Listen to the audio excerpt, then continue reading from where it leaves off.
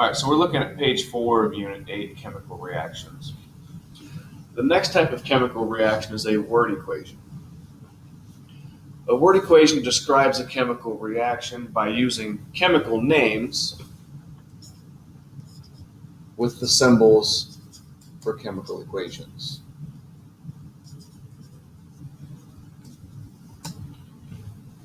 So the Haber process, remember the one you're going to remember. Nitrogen, parentheses G means gas, plus this separates two reactants. Hydrogen gas yields ammonia gas. Remember that arrow means produced. And when it's typed, it shows up fairly small. Whether it's this size or this size, it's going to mean the same thing. This word equation provides all the same information that we got in the sentence, but it saves some space. Just like writing a sentence, the word equation gives us a basic understanding of the reaction. For instance, we can see there are two reactants. We can see there's one product. This is a gas, this is a gas, this is a gas. But again, it doesn't tell us the chemical formulas, which would be useful in a lot of situations. It also doesn't tell us the quantities. Remember the recipe. It's not giving us the recipe.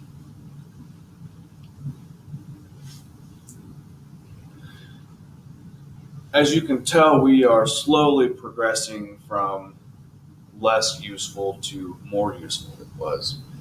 There was a sentence, then a word equation. The next would be a skeleton equation.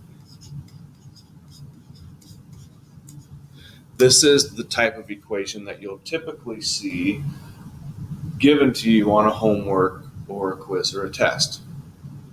You're going to receive a skeleton equation. This is how you're going to see it. And what it is, it's using chemical formulas instead of the chemical names. So it's already going to be more useful in terms of things like how much does this compound have for the molar mass, things like that. So we can rewrite the Haber process as a skeleton equation. Now this is something that I showed you several units ago, something that you might want to go back and refresh yourself. In fact, let's write it on this page. Where I have no bright or clever friends. Not a true statement, actually. This is my mnemonic. Remember, these are all 7 of the elements that occur as diatomic molecules. Remember, iodine can't exist by itself. It has to pair up with another iodine. Halves hydrogen, nitrogen, bromine, oxygen, chlorine, fluorine.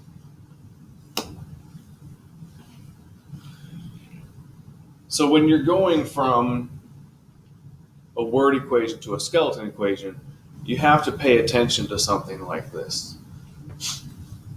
So nitrogen gas, the tendency for students, some of students want to be lazy, and they'll say, my periodic table says nitrogen is N, it is a gas, and they're going to leave it at that. But you have to remember that nitrogen doesn't exist like this. It doesn't exist by itself. It's always going to be a diatomic molecule when it's just nitrogen. So nitrogen gas plus the next one is hydrogen gas. Same thing. Here's hydrogen. This is what it says on the periodic table. The periodic table doesn't tell me that it's actually a diatomic molecule. Here it is, H2. Yields And ammonia is a chemical formula that you should probably just know. And in fact, we're working with the Hayward process. You need to know ammonia. NH3. And it's a gas.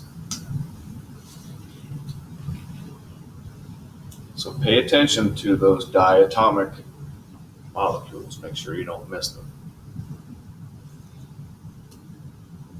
This equation provides the chemical formulas for the chemical reaction.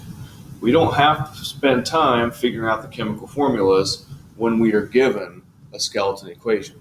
And like I said, most of the time, you're given a skeleton equation. The skeleton equation also reduces the amount of space that we need in order to describe this chemical reaction. For instance, nitrogen, as the word, is a lot longer than N2. But we have one problem that arises from a skeleton equation. So can you figure out what the problem is?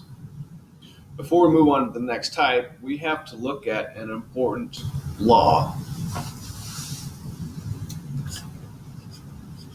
The law of conservation of mass.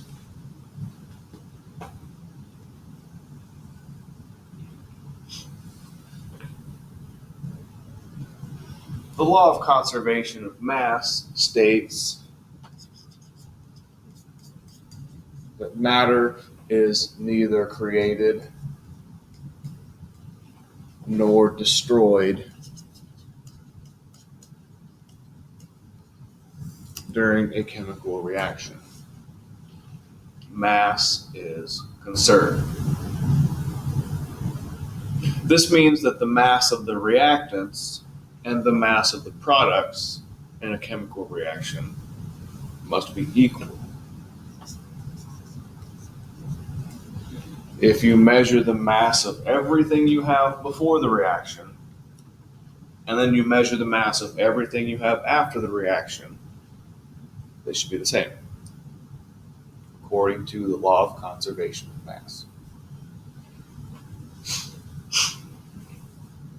In other terms, we need to have the same number of atoms in the reactants as we have in the products. If I have 2 nitrogen atoms in the reactants, I must have 2 nitrogen atoms in the products. Take a look back at the Hayward process. We have 2 nitrogen atoms in the reactants. We have 1 in the products. It looks like we had 2, we used one of them, the second one just disappeared like magic. That's no good. Maybe it was destroyed. That's no good. This law says that that can't happen. If I have 2 over here, I have to have 2 over here. We have to figure out, where did that other nitrogen go? So back to our problem with this skeleton equation. The problem is that the law of conservation of mass is not obeyed. In the reactants, there are 2 nitrogens. There are also 2 hydrogens. In the products, there is 1 nitrogen, and there are 3 hydrogens. Here's something that does not happen. A nitrogen atom does not magically turn into a hydrogen atom. It doesn't work. So the problem is, it appears that we have created some matter, a hydrogen atom, and destroyed other matter, a nitrogen. Both of these things go against the law of conservation of mass. Here's how we fix it, the solution to the problem. We will use what's called a balanced chemical equation.